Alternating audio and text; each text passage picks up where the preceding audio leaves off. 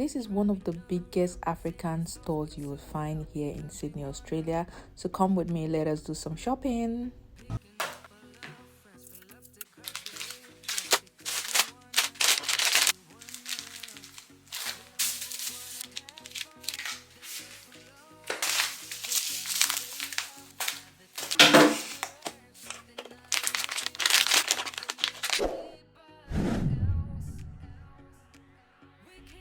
This African store is located in Maryland.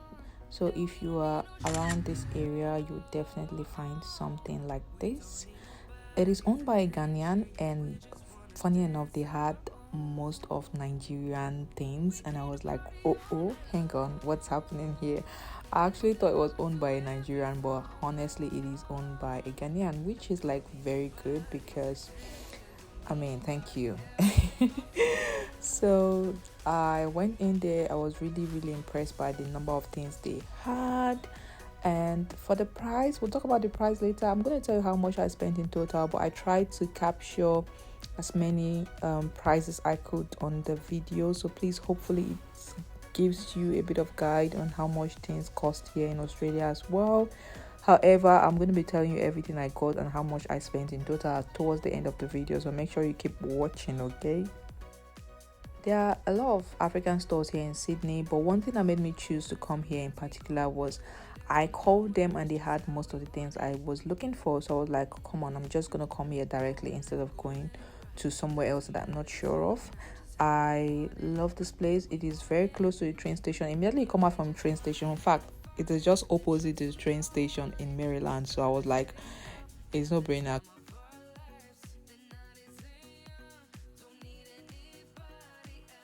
So as most of you already know, I came into Australia with loads of foodstuffs, and as at this time, most of them has finished.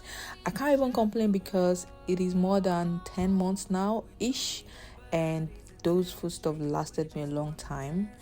And I still have a few left, but it was just time to do a new shopping. I did pick up a few things here, and I want to note that the prices can be a bit expensive.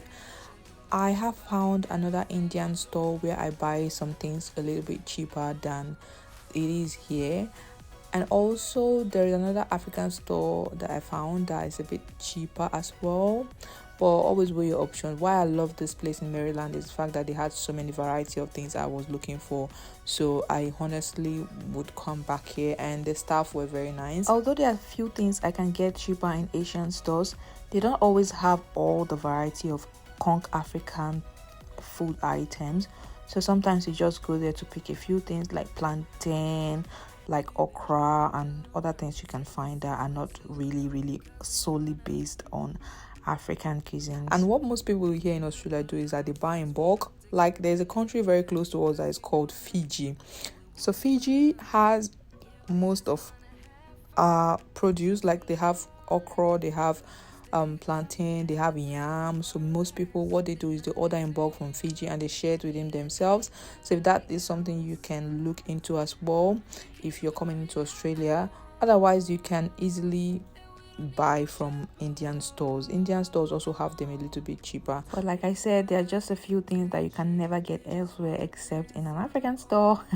Or you can easily be ordering from Nigeria and then transport them, cargo them down to Australia. I will look into that and see how cheaper it will be, but for now I'm gonna just do this because it works for us right now.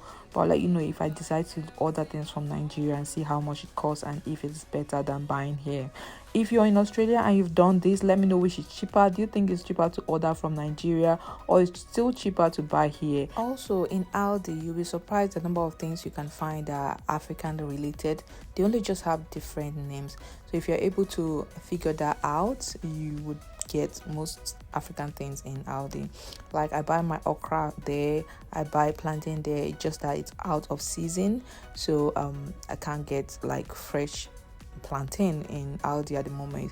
What they have now is just green banana, and it's like banana that is not ripe, so I don't buy it anymore until they have it in season. And that's one thing to note about Australia has foodstuffs in seasons, which I'm like, there will be a time where you find so many okras, there'll be time you find less okra, there'll be time you find so many yams, there'll be time you find no yam. So you just have to figure that out and shop in seasons and preparation of when there will be no fresh stock available. Or yeah, and also there was a time there were loads of crabs, but now it's very hard to see, and when you see it, it's more expensive than it used to be. So this game is called Shokoto in my tribe. This reminds me so much of my childhood. I couldn't resist the urge, I just bought it.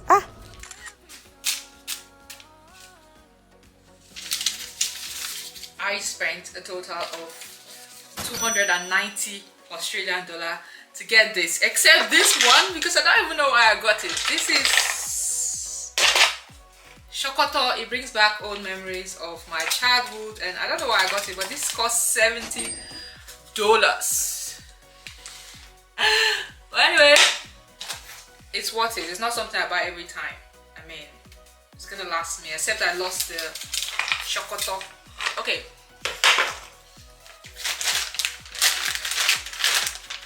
I don't know what this is called, but I know we use it for banga spice. I'll figure it out. This dried smoked catfish was $30.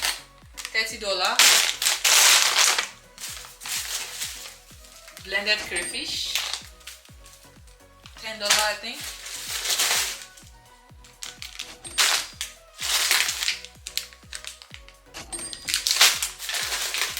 Stockfish, palm oil. I have palm oil, I don't know why I got it. Ashi, plantain fufu, spices, palm nuts for my banga soup, another palm nut, one more, turkey, another turkey, another turkey. Frozen yam. This is like one of the weirdest thing I got, and it is because they don't have the normal yam. They bring it, but it's like it's in season. So anyway, semonilla. How much was the semonilla? $16 for this. And I got gari and then plantain. All this plantain.